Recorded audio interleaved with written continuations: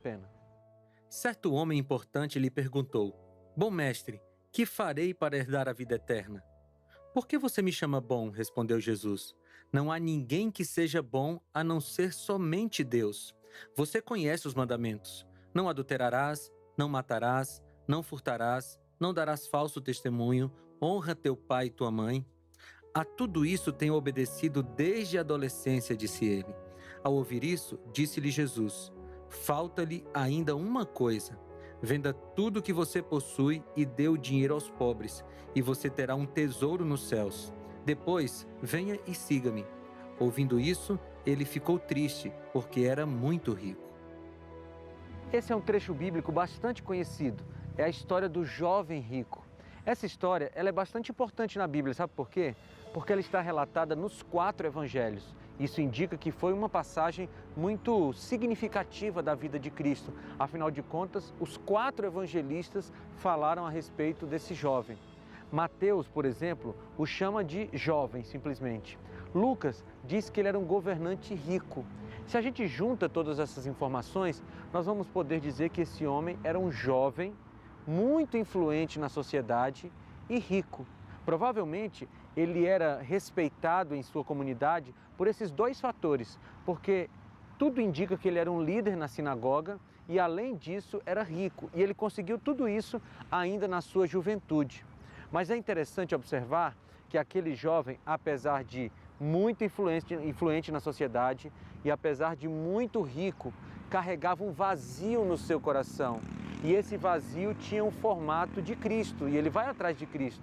Mas tem uma coisa muito interessante: algumas pessoas usam essa história para dizer que os ricos não entrarão no céu, por causa da declaração de Cristo, e a gente vai trabalhar um pouco sobre esse trecho da história. Mas, na verdade, Jesus não estava querendo ensinar que os ricos não entrarão no céu.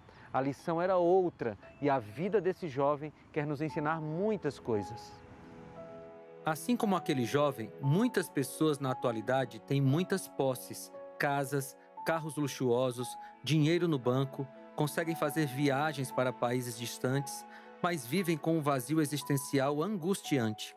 Enquanto estão nos holofotes da fama e da riqueza, parecem estar bem, mas quando deitam a cabeça no travesseiro e estão sozinhas, derramam lágrimas de solidão e angústia. Aquele jovem vivia assim. E você, já se sentiu assim? Se sente assim nesse momento? Então continue comigo na análise dessa história. O jovem rico tinha uma noção errada a respeito de soteriologia, que é o termo em teologia para o estudo da salvação. Ele não entendia muito bem como é que as pessoas são salvas. É só você analisar a pergunta que ele fez para Jesus. Ele diz assim: Bom mestre, o que eu devo fazer para ganhar a salvação? Veja esses 2 verbos, fazer e ganhar. Ele achava que tinha que fazer alguma coisa e ele achava que a salvação era adquirida ou ganha a partir do que ele fazia. Aquele jovem não tinha realmente a compreensão correta a respeito de como nós somos salvos, porque a Bíblia é muito clara: nós não somos salvos nem pelo que nós fazemos e muito menos ganhamos a salvação porque somos bonzinhos ou fazemos qualquer tipo de coisa. O apóstolo Paulo já escreveu lá em Efésios capítulo 2 que nós somos salvos pela graça, e isso não vem de nós, é dom de Deus, não pelas obras para que ninguém se glorie. Mas o evangelista Marcos tem um detalhe nessa história que é bastante interessante. Ele diz que o jovem correu para Jesus e se jogou aos pés de Jesus.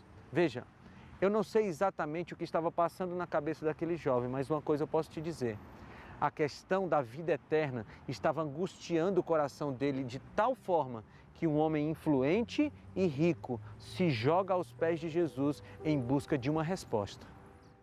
Certamente não era a primeira vez que aquele jovem ouvia sobre o assunto da vida eterna, mas é perceptível que tudo o que ele já havia ouvido dos fariseus e doutores da lei não o havia convencido, pelo contrário, havia deixado uma grande interrogação em sua mente.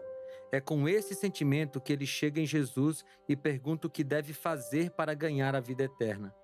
A pergunta do jovem governante e rico talvez possa ser parafraseada da seguinte maneira: que devo fazer para participar da salvação no final do tempo? Unido a isso estava sem dúvida o anseio de obter a confiança aqui e agora de estar avançando na direção correta rumo a esse destino final. O jovem parecia estar disposto a fazer o necessário para viver com a tranquilidade de estar no caminho da eternidade. O jovem rico chama Jesus de bom mestre.